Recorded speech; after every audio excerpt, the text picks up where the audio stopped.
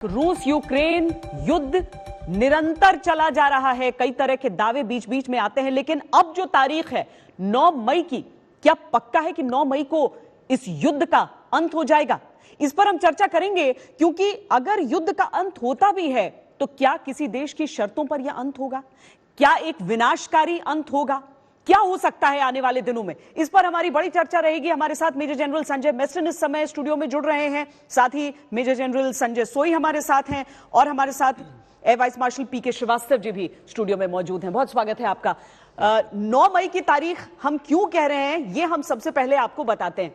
9 मई की तारीख बहुत अहम है रूस के लिए।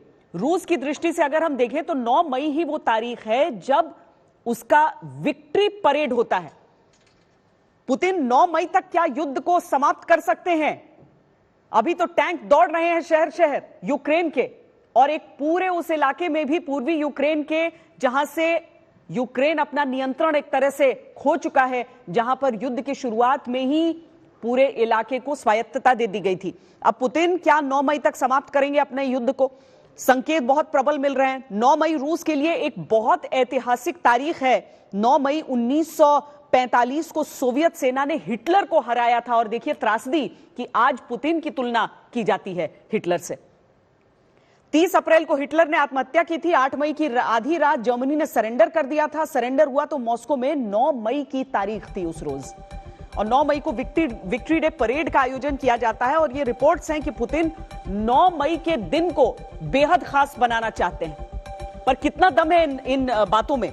General Meston. Shweta, good evening. इन बातों में कितना दम है वो बहुत मुश्किल है बोलना। कारण ये है कि पहले पुतिन को ये डिसाइड करना पड़ेगा कि व्हाट कॉन्स्टिट्यूट्स विक्ट्री, है क्या, जीत क्या है। जब तक वो फैसला नहीं होगा तो ये डी डेट बताना कि कब लड़ाई खत्म होगी बहुत मुश्किल है। अब विक्ट्री शुरू में जो उन्होंने बताया था, उनके जो 2 पॉलिटिकल ऑब्जेक्टिव्स थे, एक था डी नाजिफिकेशन और डी क्रिमिनलाइजेशन, और बेसिकली इनके ये थे जी। वो तो अचीव हुए नहीं है, वो तो अचीव करना बहुत मुश्किल है। डी मिलिटराइजेशन मीन्स पूरी यूक्रेनियन सेना को खत्म करना, या उनके हथियार वगैरह को, वो हुआ नहीं है अभी तक खत्म। तो विक्ट्री क्या डिफाइन की जाएगी? तो मेरे को लगता है जो इन्होंने अभी पुल बैक किया है, जो टैक्टिकल विड्रॉल किया कई जगह से, कीव के अराउंड, चर्नीहिव से, चेरनोबिल से, काफी जगह से, वो शायद उन्होंने, सबको पता है कि अभी रीग्रुप कर रहे हैं, और उनकी बेसिक वो है एम की डॉनबेस की तरफ अभी उनका फोकस बढ़ रहा है, और साउथ में, और साउथ में माइकोलेव तक उन्होंने कॉन्टैक्ट कर लिया। ओडेसा में बॉम्बिंग चल रही है। तो मेरे को लगता है कि शायद उन्होंने जिस दिन ये लड़ाई शुरू हुई थी, उन्होंने अनाउंस भी किया था कि हमने ये डॉनबेस के इलाके को लिबरेट कर दिया है।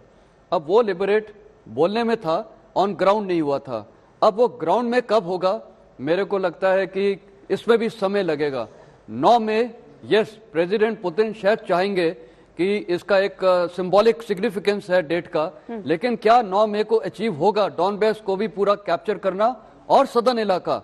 और अगर ओडिशा शामिल है तो मेरे को लगता है तो ओडिशा का कैप्चर करना मुश्किल है। जिस तरीके से आक्रमण हो रहे हैं उसमें शायद ओडिशा उनके प्लान का हिस्सा नहीं है, और वो ईस्टर्न यूक्रेन पर ही फोकस कर रहे हैं। जनरल सोई, क्या आपको इन बातों पर यकीन है? खासकर मैं एक और चीज जोड़ना चाहूंगी यहाँ पर कि जो पूर्वी यूक्रेन का हिस्सा है, जहां पर एक तरह से 90% रूस की तरफ से दावा रहा कि उस पर हम कब्जा कर चुके हैं, वहां पर भी बहुत सारी मिसाइल हमले होते रहते हैं, और ये यूक्रेन की तरफ से ही होते हैं, जाहिर है, क्योंकि वहां पर रूस की सेना बैठी हुई है। और इन सारी चीजों के बीच पुतिन को एक नए उपाधि का सामना करना पड़ गया है, वॉर क्रिमिनल।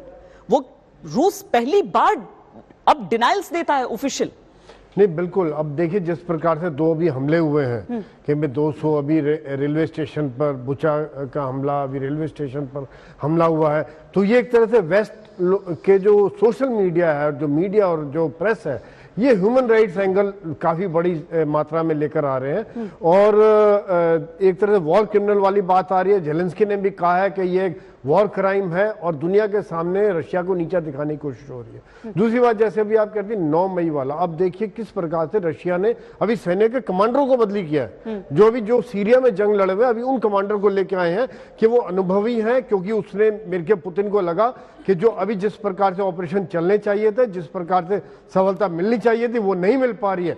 तो वहां पर अब ये शायद और एग्रेसिव हो, रिग्रुप करके अपने ऑब्जेक्टिव बदली करें। और मुझे जैसे लग रहा है, जैसे जनरल मेस्टर ने बताया कि ईस्ट का इलाका और साउथ का इलाका ताकि ब्लैक सी की तरफ उनका रहे, और डनेपर रिवर जैसे जो आता है उसके पूर्वी इलाके में और साउथ के इलाके को कब्जा करके क्रीमिया को लैंड रूट से जोड़ दें और ये सफलता ले। और विक्ट्री डे बहुत इंपॉर्टेंट, जैसे श्वेता आपने बताया कि कितना इंपॉर्टेंट है वाकई में वो दिन रशिया की एक ऐतिहासिक दिन है। पुतिन इसको एक सिंबॉलिक दिन बताना चाहते हैं, अपनी सेना को मोटिवेट करना चाहते हैं।